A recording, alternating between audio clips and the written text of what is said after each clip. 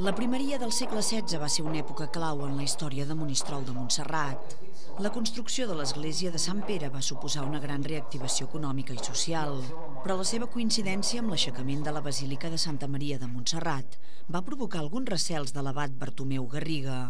El procés constructiu de l'església del poble és una de les recreacions històriques que s'han pogut veure aquest cap de setmana a Monistrol de Montserrat en la primera edició de la Festa dels Romeus. I si aquest va ser un fet destacat a l'alta edat mitjana, també ho van ser els efectes devastadors de la pesta.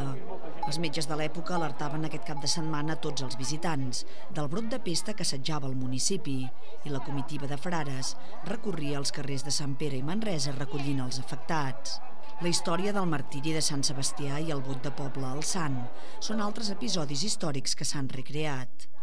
Contagiar als visitants l'esperit dels peregrins o romeus que des de temps ancestrals han marcat la vida del poble situat als peus de la muntanya de Montserrat ha estat l'objectiu d'aquesta primera edició de la Festa dels Romeus, que ha superat totes les expectatives. El poble s'ha abocat a la festa i unes 150 persones a títol individual o a través de les entitats s'han implicat en aquest peregrinatge en el temps, que ha tingut representacions espectaculars, com la llegenda de la mà morta, amb un muntatge de dansa aèria a les escales dels Espilons.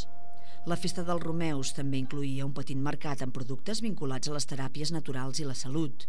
com les herbes remeieres o els ungüents, i també s'hi podia veure la demostració d'oficis artesanals de l'època.